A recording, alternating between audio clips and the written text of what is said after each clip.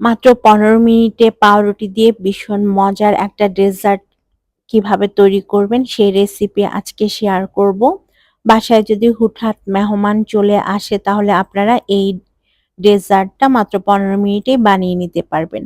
খেতে এত বেশি মজার যে একবার বানালে অনেক বেশি প্রশংসা পাবেন আপনি। চলেন পুরো রেসিপিটা দেখি। এর জন্য আমাদের লাগবে পাউরুটি। আমি এখানে ৬-৭ স্লাইসের মতো ব্রেড নিয়েছি। এখন একটা রোলার পিন দিয়ে ব্রেডগুলোকে আমি রোল করে নিব। খেয়াল রাখবেন পাউরুটিগুলো যেন ফেটে না যায়। সবচেয়ে ভালো হয় যদি আপনি ফ্রেশ পাউরুটি নিতে পারেন।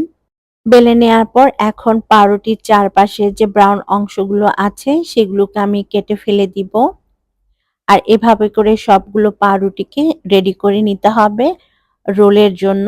তো এখানে আমি প্রায় ৭-৮ স্লাইসের মতো পাউরুটি রোল করে নিয়েছি। আর আমাদের পাউরুটিগুলো এখন সম্পূর্ণভাবে তৈরি।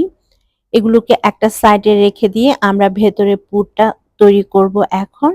নিয়ে নিচ্ছি 1/2 কাপের মতো ডেসিকেটেড কোকোনাট বা শুকনা নারকেলের গুঁড়া। এটা না থাকলে ফ্রেশ নারকেল দিলেও হবে। এখানে বাদাম কুচি, কিশমিশ নিয়েছি প্রায় ৩ টেবিল চামচ পরিমাণ। সবকিছুকে ভালো মতো মিশিয়ে নেয়ার পর এর মধ্যে আমরা এড করব কনডেন্স মিল্ক বাইন্ডিং এর জন্য। তো আমার কাছে এখানে 1/2 কাপের মতো কনডেন্স মিল্ক আছে। সেই কনডেন্স মিল্ক গুলো আমি এখন দিয়ে দিলাম। এবারে নারকেল আর বাদাম কুচির সাথে কনডেন্স মিল্ক ভালো মতো মিশিয়ে নিতে হবে। আর আমরা ভেতরের পুরটাকে তৈরি করে নিব। মোটামুটি আমাদের ভেতরের পুরটা তৈরি করা হয়ে গিয়েছে। এটাকে এখন একটা সাইডে রেখে দিব। এবারে চলে যাচ্ছি আমরা পাউরুটি দিয়ে রোলগুলো তৈরি করতে। প্রথমে একটা ব্রেড স্লাইস নিতে হবে, তারপর তৈরি করা পুরটা দিয়ে দিতে হবে। এভাবে লম্বা করে দিবেন। তারপর নরমালি আমরা যেভাবে রোল করি সেভাবে রোল করে নিতে হবে। কিছুটা অংশ ফাঁকা রেখে সেই অংশটা পানি দিয়ে ভালোমতো ভিজিয়ে দিবেন। আর এটা খুব সুন্দর বাইন্ডিং এর কাজ করবে। তো একটা রোল আমার তৈরি করা হয়ে গিয়েছে। এভাবে করে সবগুলো রোল বানিয়ে নিতে হবে একে একে। খেয়াল রাখবেন যেন যে অংশটা আমরা বাইন্ডিং করেছি মানে পানি দিয়ে সেটা খুলে না যায়, না হয়তো তেলে ভাজার সময় পাউরুটিগুলো খুলে যেতে পারে। খুব ভালো মতো কিন্তু পানি দিয়ে সিল করে দিবেন। তো আমি সবগুলো রোল বানিয়ে নিয়েছি। এখন এই রোলগুলোকে তেলে ভাজার পালা। তবে তার আগে আমরা সুগার সিরাপটা তৈরি করব। তাই একটা প্যানের মধ্যে নিয়ে নিচ্ছি ১ কাপ পরিমাণ পানি, সাথে দিয়ে দিব ১.৫ কাপ পরিমাণ চিনি। এখন ২ টা জিনিস খুব ভালোভাবে মিশিয়ে নিতে হবে। চুলার আঁচটা মিডিয়ামে রেখে আমরা সুগার সিরাপটা তৈরি করব। এ পর্যায়ে আমি এর মধ্যে 1/2 টিস্পুনের মতো এলাচের গুঁড়া দিয়ে দিচ্ছি, তবে এটা অপশনাল, আপনাদের হাতের কাছে থাকলে দিবেন। আর যদি না থাকে তাহলে আস্ত ২ টা এলাচ দিয়ে দিলেই হবে। কিছুক্ষণ পর দেখবেন আমাদের শিরা থেকে বলক চলে আসবে। তখন আমি এর মধ্যে ১ চা চামচ পরিমাণ ঘি দিয়ে দিচ্ছি। এতে করে খুব সুন্দর একটা ফ্লেভার পাবেন রোলগুলো থেকে। আমাদের সুগার সিরাপ কিন্তু তৈরি। এখন নামিয়ে একটা সাইডে রেখে দিব। আর এই সুগার সিরাপটাকে ঘন করার দরকার নাই বা ১ তার ২ তার কোনো কিছুই করতে হবে না। মোটামুটি মিডিয়াম একটা সুগার সিরাপ তৈরি করলেই হবে।